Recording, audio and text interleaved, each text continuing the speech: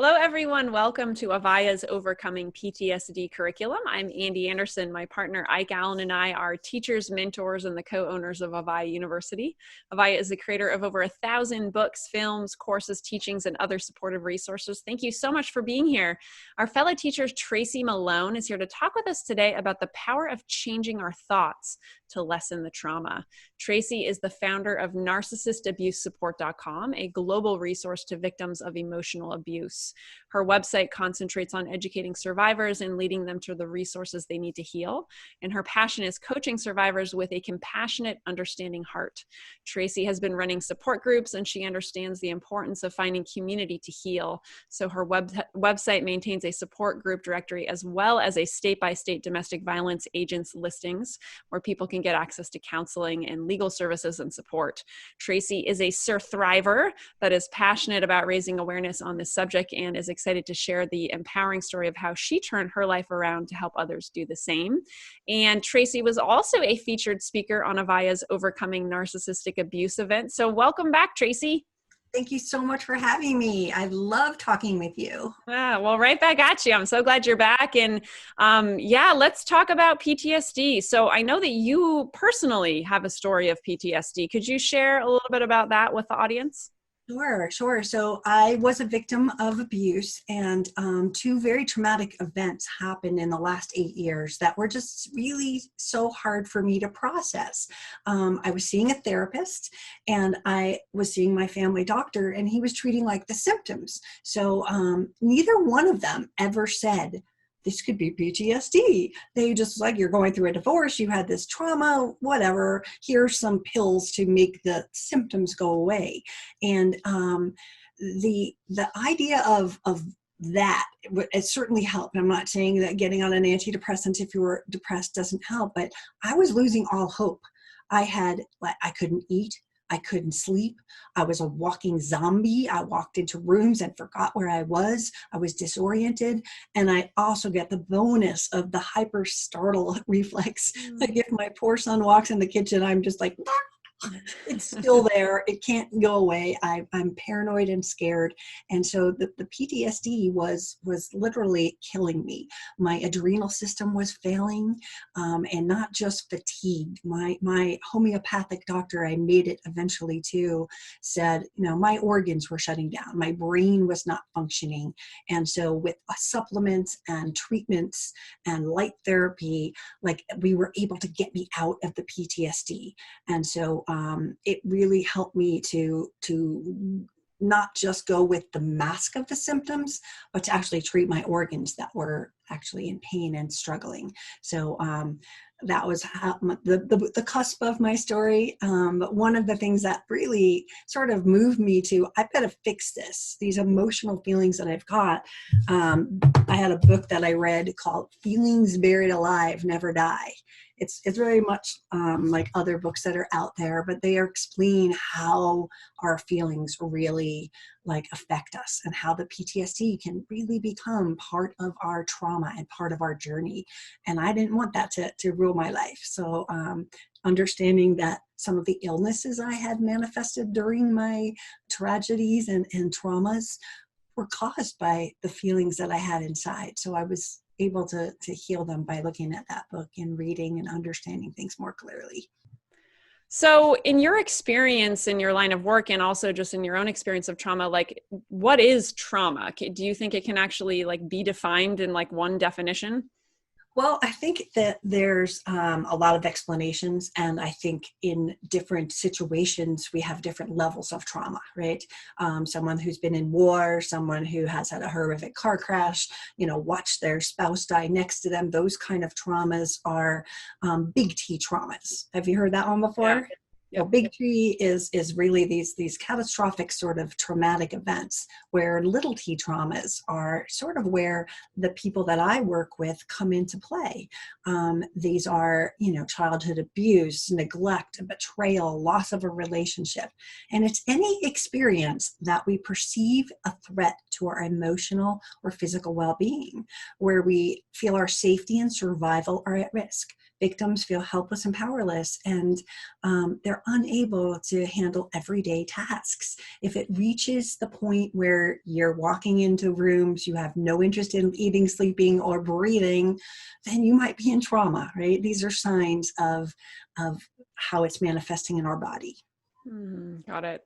So here's a quick question, and I'm curious about this. Like, I was looking at your website a little bit ago, and I noticed you mentioned PTSD and C-PTSD, which I think is right, complex PTSD. Is that correct?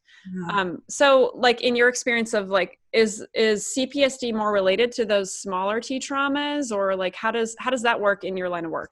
So the CPTSD is something it's ongoing. So it's like a PTSD is boom, had the car crash, boom, went to war, things happened. It's an event, right? CPTSD is complex because it's been ongoing. We've had little tiny electric shocks of trauma, if you would, that they just sort of blend into one larger picture. It's a repetition of the actual traumas happening. So when you're in an abusive situation, think of it as, they did this day. Oh my God, they just did that. And all of a sudden it's like burying you. So the complex is really about it being more reoccurring, if you would. And it's not as simple as here's your one bang, let's fix that, right? You've been enduring this, in my case, since childhood. And so I didn't realize those were some of the things I carried along into my relationships. Does that make sense? Yeah, it does. And that's what I've been learning in talking to a bunch of people around this is, there's all these events of our lives that can just accumulate and accumulate over time and store all this stuff in our tissues and, bodies. And like it's no wonder, right? At some point in life, we wake up and we're like not feeling anything anymore, numb and, having all these challenges. So, it's really interesting. And I'm so glad that there's more awareness being brought to the CPTSD aspect of things. Yeah. And I think doctors need to understand, again, go back to my family doctor, that here you go, your anxiety, boom, here's a little pill, right? Never did they say, wow, has this been going on a while? Again, would they have diagnosed me PTSD? Probably not. It was the symptoms they were treating me for. So, a good psychologist and even some really good therapists can say, you've got PTSD. But it's when your body starts to shut down from the trauma that keeps you locked in. Victims will be under the covers for weeks, not being able to get out of bed, just having no will to live. That's what the doctor needs to see, not just, oh, can't sleep, here's a pill, can't want to get up, here's another pill, wake up with this one. It's like, no, this is really serious. And if untreated, it is something that can affect our lives. And that trauma can bleed into the next one. And then you've got CPTSD, right? So. Right. Yeah. Yeah. No, that is so true of, right. Like placing the Band-Aid over something that's not even addressing, right, what's the cause of why I feel the way I do. So no, that's super important. So let's talk a little bit about the title of your talk today. And I'd love to dive into this. So, right, is the power of changing our thoughts to lessen the trauma. So what do you mean by this? So basically the concept is that we re-traumatize ourselves with the flashbacks. And it's not like we know the flashback is going to come, but when we are not familiar with what the triggers are, if you would, that make us go into that, want to put the covers over our head, these flashbacks are there. And we can expect them, we can plan for them. Most people don't think they can plan for triggers, but it's in learning what your triggers are and going, this is a trigger. This is what she does to me. And so when this happens, I can react a different way. I can choose a different power to say, I'm not going to let this be this, because I can just see it's clear. This is what they're doing to get me. Oh, it's completely different, right? But the fear of these flashbacks is what ruminate through our head. Like, fear that makes us believe that we're still in danger can cripple you. But if you, go into mindfulness sort of thinking and just be like that, right here, right now, I'm safe. And so when those triggers come, you're putting yourself in this place and going, nope, I'm safe right now. And that's just a trigger. And there's a funny thing about triggers is I call them like hallmark triggers. There's going to be triggers, and we're talking about the victims of abuse here and the PTSD fact versus, the war wound and that sort of thing. But when we're looking at this, we have to remember that we are experiencing that fear or that trigger based on something that was happening in the past, or that we're afraid that might happen again in the future. So again, past, it happened. I know what happened and I'm scared of that.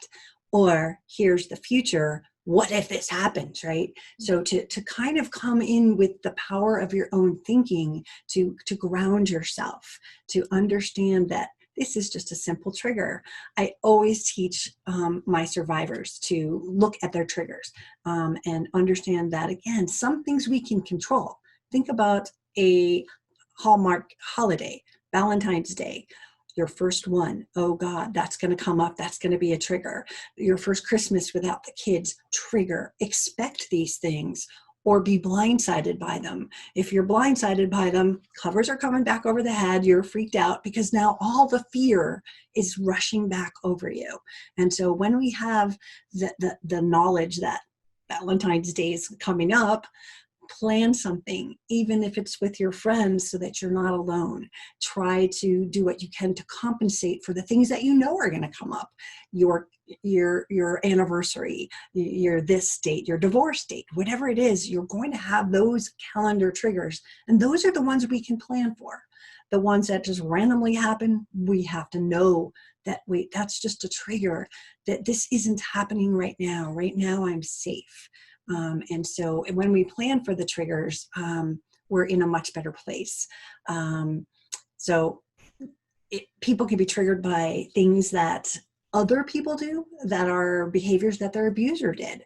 So if someone lies to you or gives you the silent treatment, if you don't know that those are your triggers, the other wave of triggers are going to come in that are going to be, oh God, silent treatment. I know what this means. And then you're counting, okay, and this is going to happen, and this is going to happen. And you're amplifying that one little fear.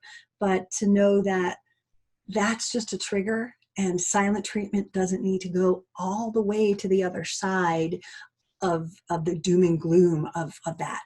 If we can turn those off in our head, we can stop the wave of the symptoms that are very disturbing. Not being able to sleep, not being able to eat, experience and anxiety and the fear and, avoidance, loss of interest, all of those things. We can slow those down because we have the power to see, oh wait, that's just the silent treatment. Mm-hmm. I see what that is. And while it will bring up those old memories, if we see it for what it is, it doesn't have the strength over us that we would give it. Mm-hmm. Yeah, the power that lies within recognizing that we're in our present moment now, right? This is helpful for me and, past like childhood stuff. And absolutely, like, it's so interesting how we can get so trapped in, right, like ruminating over the past or being triggered by the past, and then also catastrophizing the future, like, and just like ping-ponging between this really unhealthy, ping-pong match. It's absolutely what happens to victims of abuse, right? They go back into this whole pattern of what happened before is going to happen again. They're anticipating it, but there's no proof and evidence that this person is going to do what the last person did. If your husband cheated and you meet a new person, you're going to be so scared. What if, But you have to understand that this is something we can control, right? If you see the signs that they might be cheating, then you get the hell out before it gets to that point, right? So when we understand that we have the control of our brain, and we have to learn, it's not a skill, we can just go, boom, I can control my brain. It doesn't work like that. It really becomes something that we have to work on. We have to see when we have negative thought patterns. And there's a bunch of them. Can I tell you about those? Yeah, I love it. And also just like any like specifics on when people catch themselves in that negative thought pattern, like how they could change that thought or turn it around.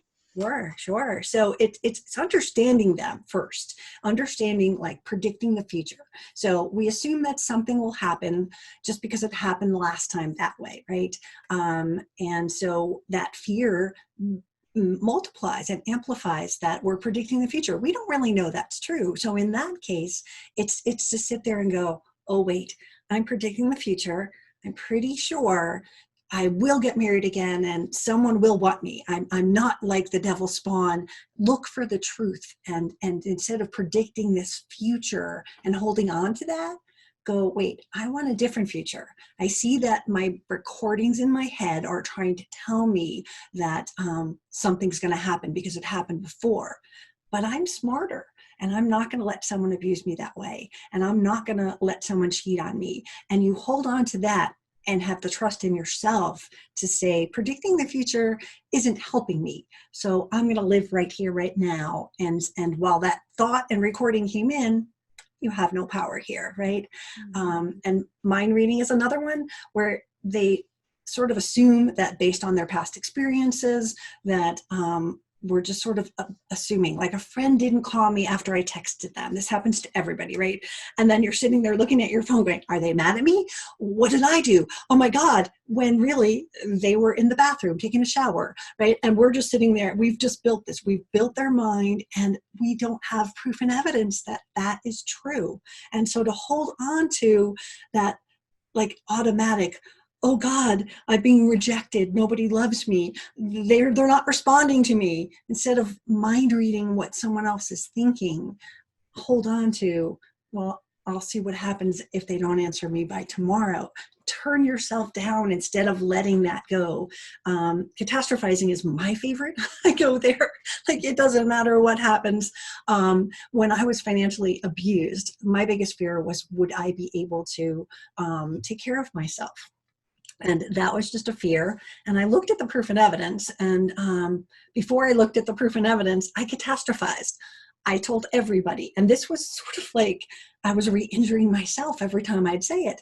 I would say, I'm going to be the 80-year-old woman cleaning the school in the middle of the night, like no teeth. And then I'd come home for my cat food dinner.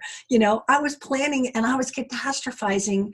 None of that happened. I had to look for the proof and evidence of how I could financially take care of myself if that was my fear, and go, well, I'm going to take control of my life. I'm going to do what I have to do.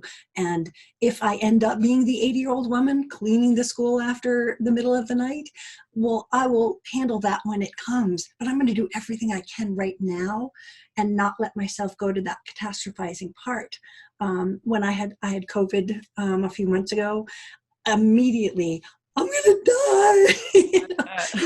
The catastrophizing is just Tracy's go-to. It just goes. And then I go, okay, wait, back.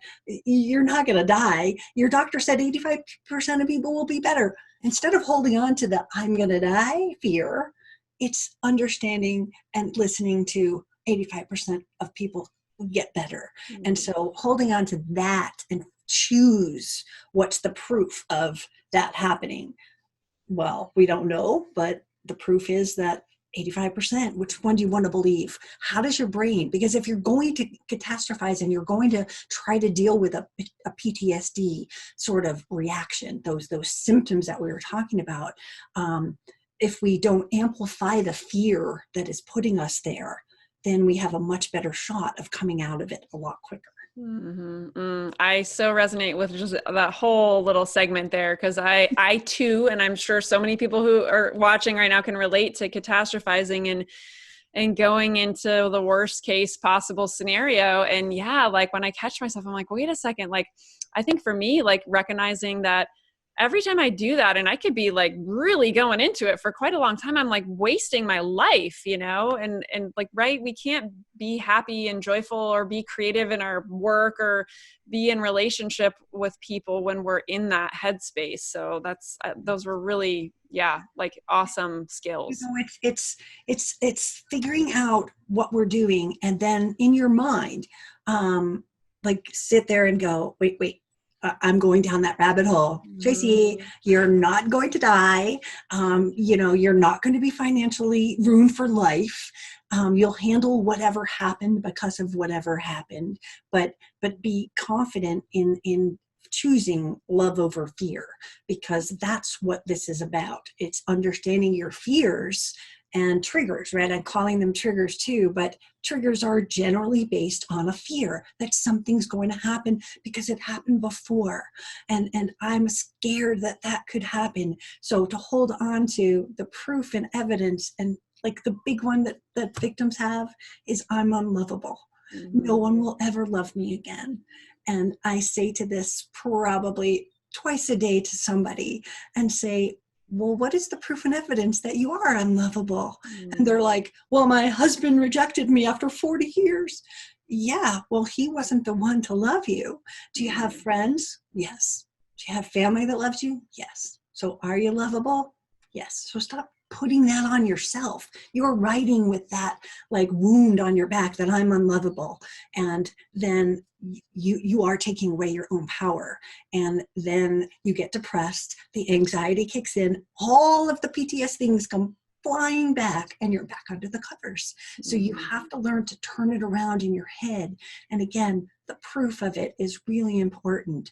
That's kind of where I land with that, because we have the power, and we have to look at what's the truth and reality that might happen. And what would you do if that reality happened?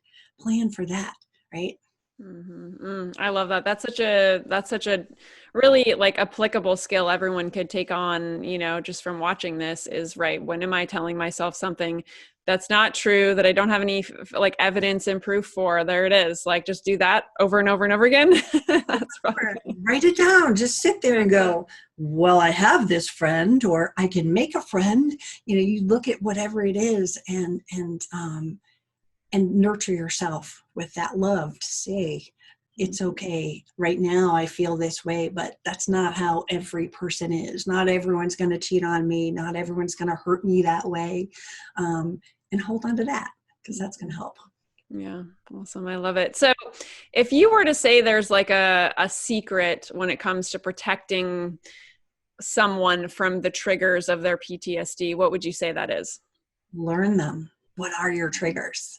I have groups and support groups, and we make lists every week. What are your triggers? What do you think could happen that would trigger you? If you don't know, like even if you're looking at your ex or something, what did they do? Did they try to control you? Did you feel invalidated? Did they gaslight you? Are you triggered when someone lies? Because if you're co-parenting and dealing with an ex-spouse and they're always lying, that triggers you. That triggers the whole wave of PTSD going. So understand what they are, write them down. And triggers are generally based around fear that could happen again. I have a worksheet that I'm going to put, and you guys are going to be able to give, but it's a simple one that sort of lists out your fears. And so, what's the worst case scenario if that was to happen? And what's the proof that would happen? Is there really, or are you just sort of going, well, it could. Well, is there proof that could happen? No. And what can I do to minimize that happening? So if I go back to my financial fear, right, of I won't be able to take care of myself. If I look at that and go, what's the things I can do to minimize that? Well, I could start saving. I could do 2 jobs if that gets me out of that financial rut. I can create a better budget. Those are the ways you combat a fear, right? And so this is a great workshop. I even have another sheet that's sort of like, where'd that fear come from? Because sometimes that fear is not right there what you're looking at. You're looking at it, and that's what, I'm so afraid I'm divorced now, I take care of myself. But the reality is, I looked back at my fear and said, my parents always told me I would never be anything unless I married someone. That was like a sick and twisted narcissistic parent thing to say, but that's what they said. And so that was a recording. And once I learned, oh my God, that's just my parents' like voice in my head, I said, wait a second, there is no proof and evidence that this is going to happen again, but that's where it came from.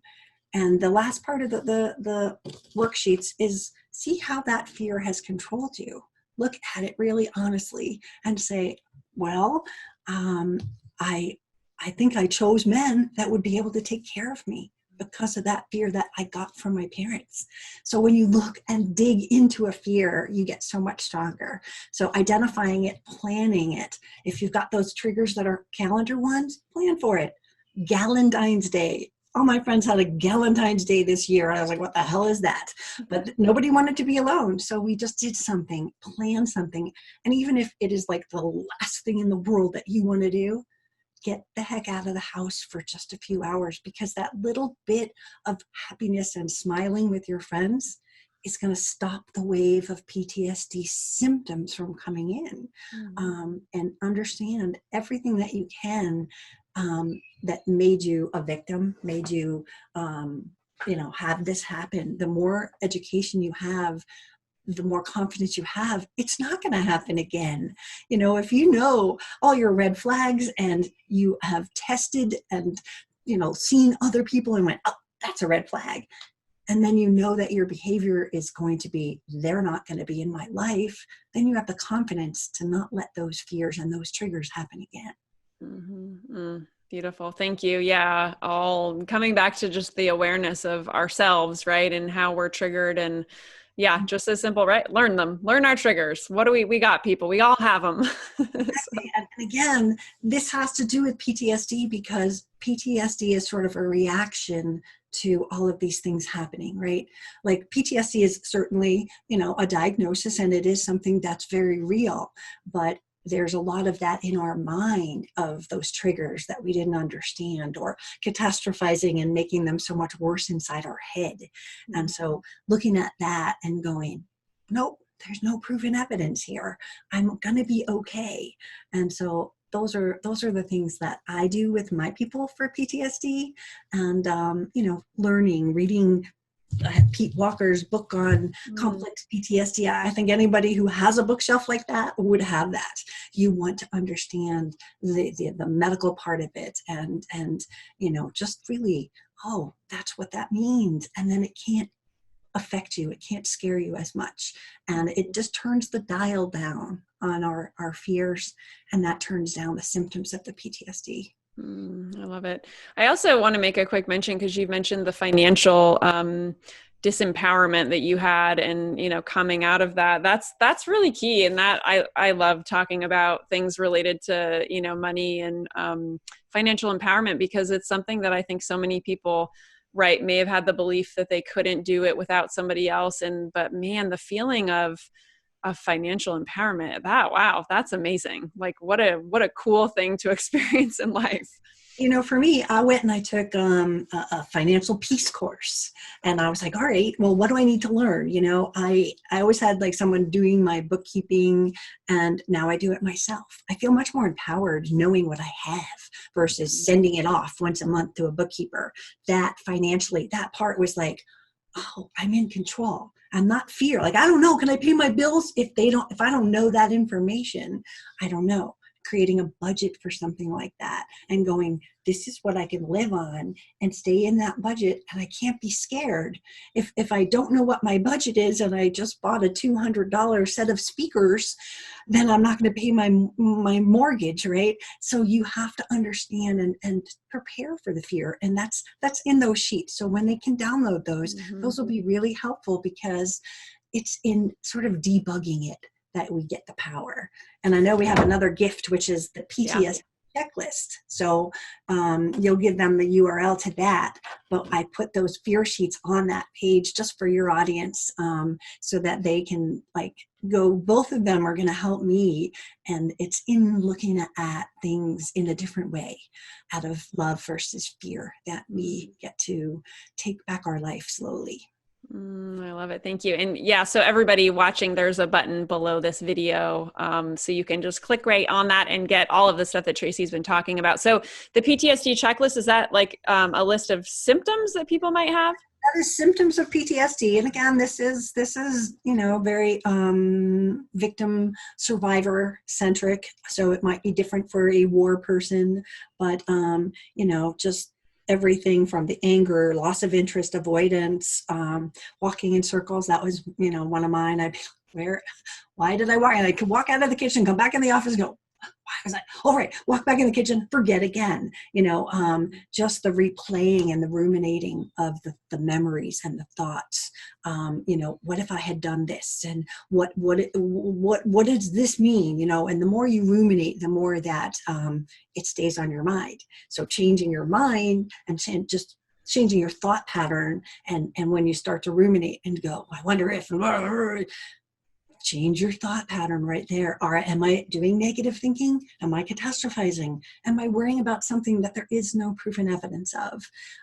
So those are all the symptoms on there. You can have nightmares, daymares. You could just be sitting there and just like be spooked and scared because the trauma that you had, and everyone has different levels of it, is very real for you, and it stays inside your heart, and it's like in every cell of your body, and it's really hard to get rid of, but we can by looking at it instead of hiding under the covers. Beautiful. Thank you again so much. And again, everybody, there's that button below, so you can click on that and go grab all those resources. And thank you for giving that away and for just everything. It's been so awesome to talk to you again, and I appreciate you and your work. And are there any last insights, anything else you feel like we've left out or want to touch on before we wrap up? I'd say for people to get some help, if you are doing as badly as my adrenal system was, which, I lost 5 dress sizes in 2 months. And that was, I just couldn't eat. People would sit there and friends be like, eat. And I'd be like, it made me gag. I just couldn't do it. There was so much trauma inside of me, so much betrayal, so much hurt and confusion that my body was in much worse shape than my doctor saying, here's an antidepressant, here, take this for sleep.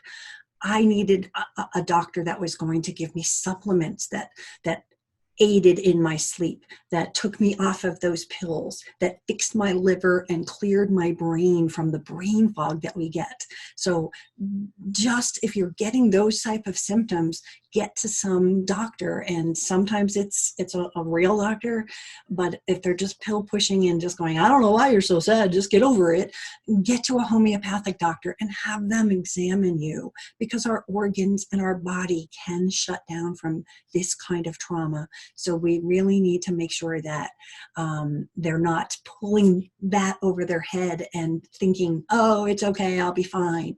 If you've lost 4 dress sizes, you better get to a doctor because I finally did. And I found all those pounds again. Don't worry. But it was a scary time because my liver, my kidneys, everything was just, it was shriveling up. And so I had to get the support of herbs and supplements and things that made me get strong again. And then I could fight and become the person that did the research. It's hard to research and do all this stuff if you're under the covers and freaking out. So get the physical support that you need for your body. Thank you. I'm so glad that you mentioned that, because I know so many people who have experienced trauma struggle with physical, body illness, autoimmune diseases, weight loss, weight gain, whatever it is. And yeah, it's so all meshes together, right? Mind, body, spirit is all connected. So which is why this book like this, or The Body Keeps the Score, is another one. I was diagnosed with something during my marriage. And then when the divorce was over and everything was done, I've never had that sickness again. And people will pick up that book. I pass it around my support group and go, oh my God, this explains, and so know that your body does keep the score, and feelings buried alive do, they never die. We have to figure them out. Yeah. Thank you so much. I love it. Thank you, Tracy. You're just amazing and an inspiration. Thank you for doing this. You're welcome. Thank you for having me. And thank you everyone who's watching or listening right now. We love you and we're here for you. And thank you so much for showing up for yourself. That is the first step. So thanks for being here, willing to go on this healing journey, and we'll see you again real soon. Take care.